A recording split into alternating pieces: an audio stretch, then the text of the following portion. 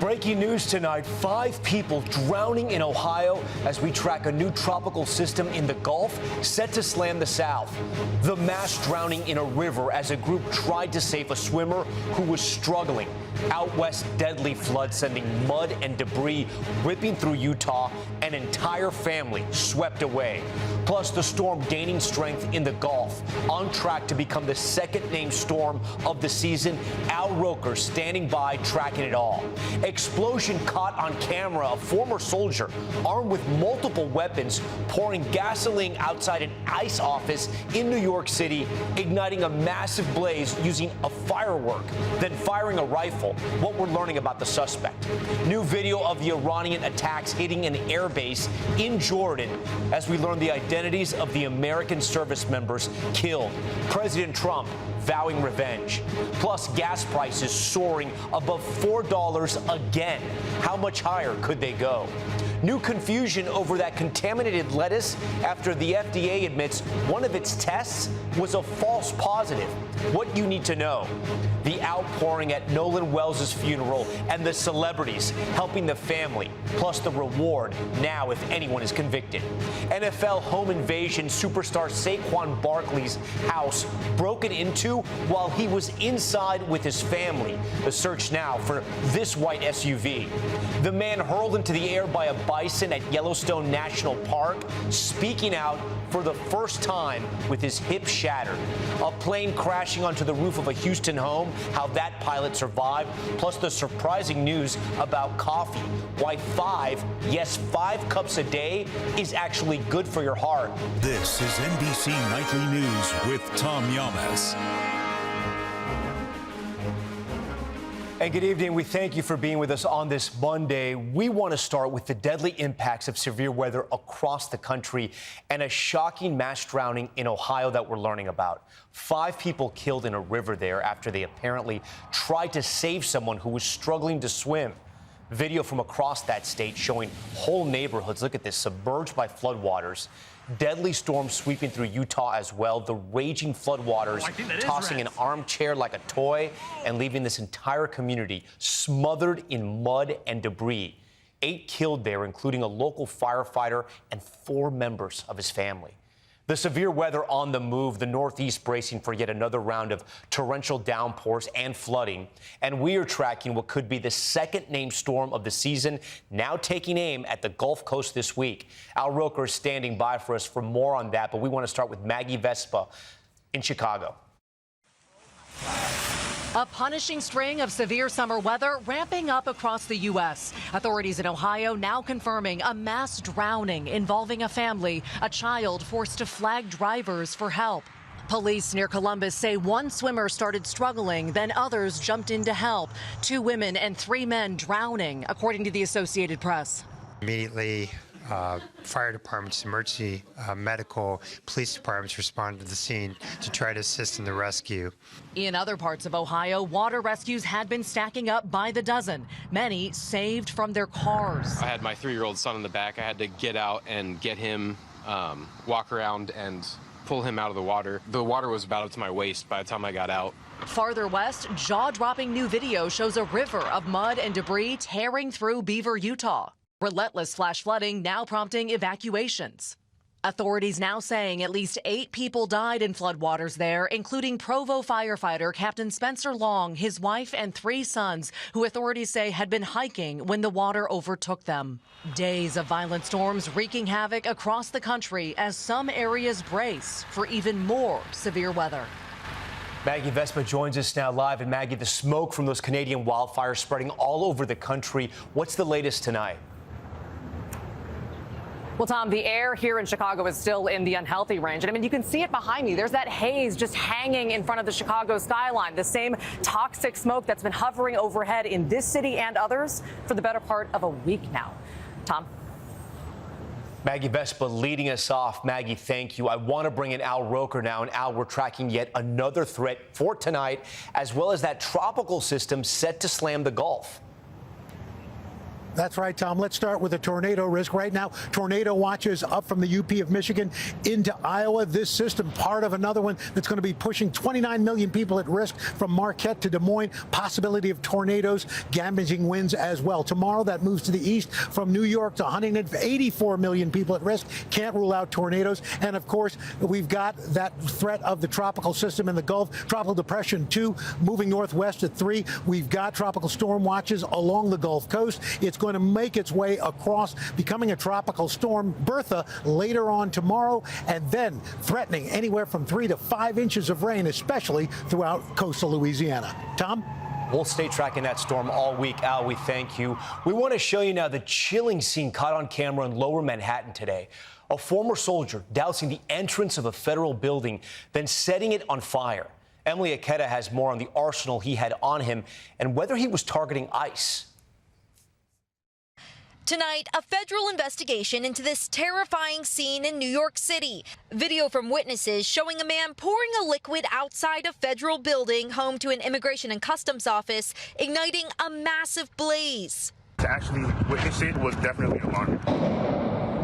Investigators say the suspect ignited an apparent bundle of fireworks, fired an airsoft rifle, and lit this fire in an incident that injured 3 people this morning. You can see him lobbing something towards the entrance before he is tackled.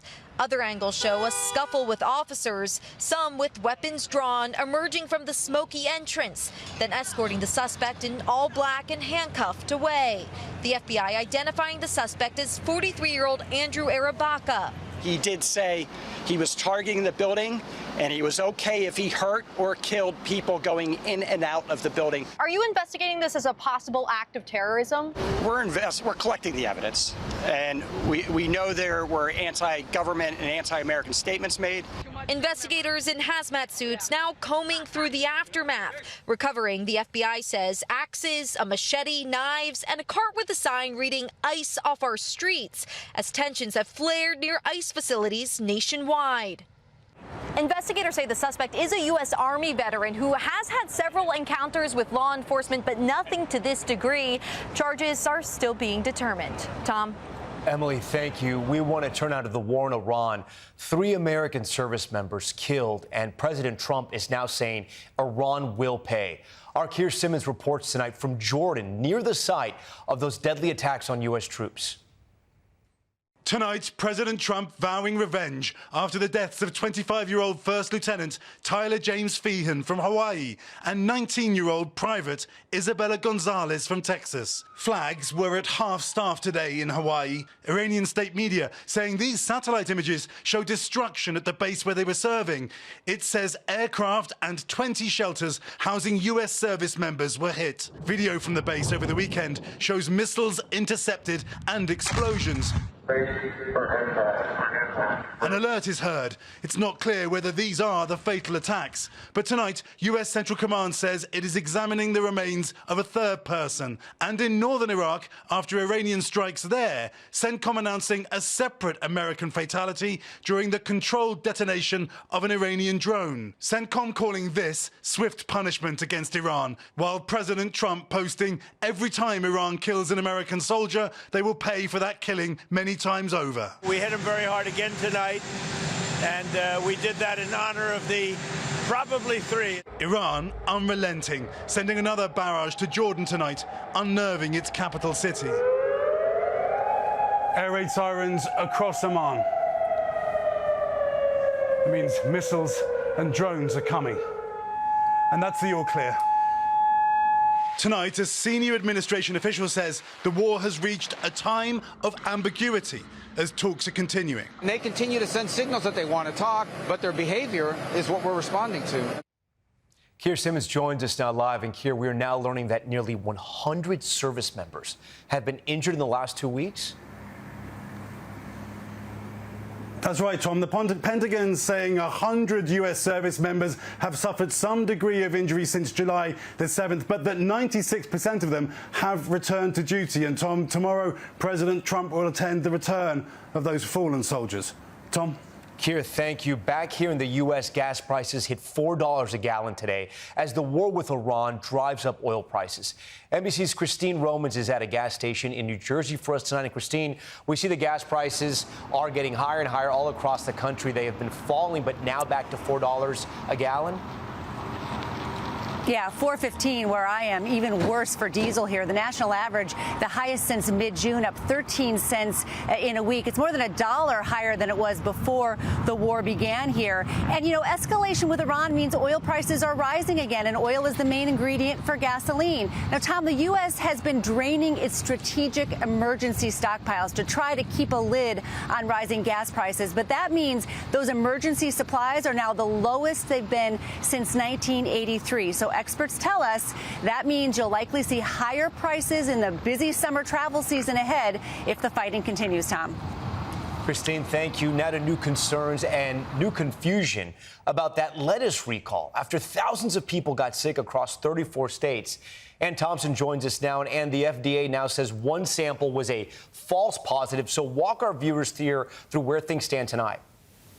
Tom, here's what you need to know. The FDA is insisting tonight that there is overwhelming information supporting the voluntary recall of Taylor Farms iceberg lettuce. That recall now encompassing some 27 states, despite confusing news over the weekend when the FDA initially said a Taylor Farms lettuce sample grown in Mexico that is not part of the recall tested positive. Then late last night, they came out and said that was a false positive and added that so far no samples have tested positive. Tonight, there is no new response from Taylor Farms. FDA and food safety officials say a positive test is not needed to build a case. For now, they are recommending everyone stay away from any of the recalled lettuce. Tom? Okay, Ann Thompson for us, and thank you. In Mississippi today, an outpouring of grief at the funeral of Nolan Wells, the college football player who died under mysterious circumstances. And now there's a new reward partly funded by some very big names. Aaron Gilchrist is there. I sought the Lord. An emotional gathering of hundreds to celebrate the short life of Nolan Wells, including his high school friends, college football teammates, and celebrities like Spike Lee. Nolan's mother holding tight to his memory. Hold him close in your hearts. Share his stories and never stop saying his name. Nolan's death remains mysterious after he and friends took a boat trip to Horn Island, Mississippi on July 4th. His mother reported him missing hours after his friends returned without him. His body found on July 6th. For an 18-year-old young man to no longer be with us, we want answers. Reverend Al Sharpton offering a $100,000 reward, saying Tyler Perry, who paid for the funeral, will cover half for information that leads to an arrest and conviction in the case. His eulogy laying bare lingering questions about Nolan's case. We cannot say it was racist, but we cannot say it was not racist. So let's not judge either way until all the evidence is in. The family's attorney asking again for photos and videos from Horn Island. He has not turned over Nolan's cell phone to law enforcement, but says they still plan to analyze it together. We have not established a time yet of when we're going to do the mutual inspection of the cell phone. The family's attorney, Ben Crump, says his pathologist has run into some limitations because of when he received Nolan's body, but he does expect to have the autopsy results very soon. Tom? Aaron Gilchrist for us. Aaron, thank you. We do want to turn now to a home invasion targeting one of the NFL's biggest stars. Authorities searching for the suspects who broke into the Philadelphia Eagles running back Saquon Barkley's home while he was there with his family. Here's Morgan Chesky. Tonight, a growing search for suspects after a frightening home invasion near Philadelphia for NFL star Saquon Barkley. Police sharing the Philadelphia Eagles running back and his family were inside when intruders struck early Saturday, fleeing before officers could arrive. Obviously a little unsettled, as anybody would be, but no one was harmed. Authorities say it does not appear anything was taken from the home and are now searching for this white SUV, which may have been used by the suspects. We know there's more than one.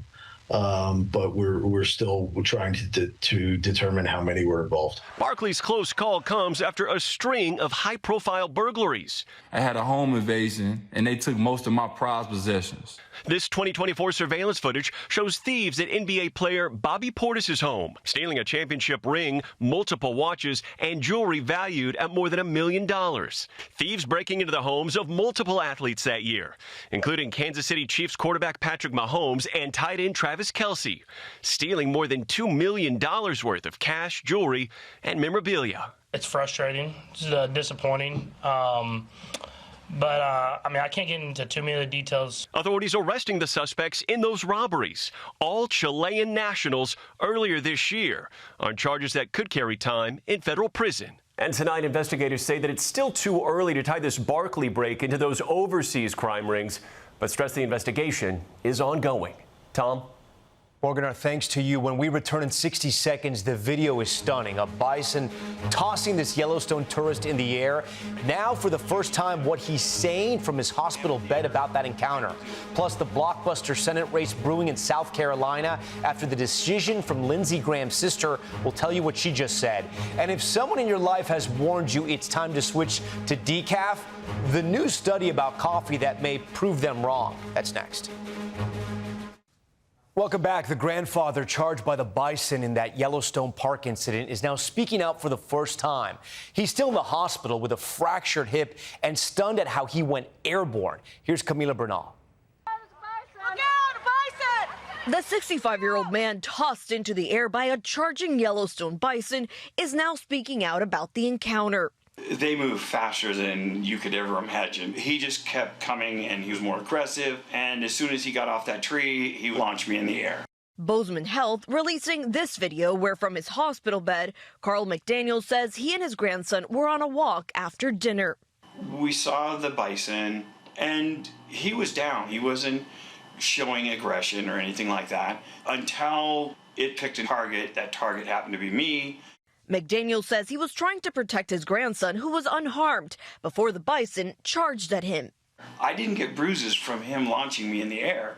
It was the landing that came the problem. McDaniel is recovering from a fractured hip, his doctor showing just how severe the damage was. It was definitely clear that he had a pretty painful injury. It's actually broken in multiple pieces, and you can see some fragments here. But despite those injuries, I always felt safe and secure. I wasn't ever terrified. Looking back, McDaniel says he knows just how lucky he was. Even though I was on the ground, he could have stomped me, he could have gored me, could have done anything. Camila Bernal, NBC News. And we're back in a moment with a plane crashing into the roof of this home in Texas. How the pilot is doing tonight. That's next. A wild scene in the skies over Texas, a plane crash landing, I should say, into the roof of a house just outside of Houston. Initial reports suggest the pilot was bleeding from the head following that crash. He was taken to a local hospital. He's expected to be okay. It's unclear what happened here, how the pilot lost control. No one was hurt, though, inside that home. And a major headline for the midterms, Lindsey Graham's sister announcing today she will run for her brother's seat. Darlene Graham was appointed to finish out her brother's term when he passed away on July 11th. The president has already endorsed her, but two other Republican members of Congress have entered this race as well. And there is promising news if you're a coffee drinker who wants cup after cup. A new study finds drinking up to 5 cups a day is fine for most adults, and it may reduce the risk of type 2 diabetes, stroke, and even heart failure. So no need to switch to decaf. That does it for us. We thank you so much for watching Nightly News on this Monday night. I'm Tom Llamas in New York. Tonight and always, we're here for you. Good night.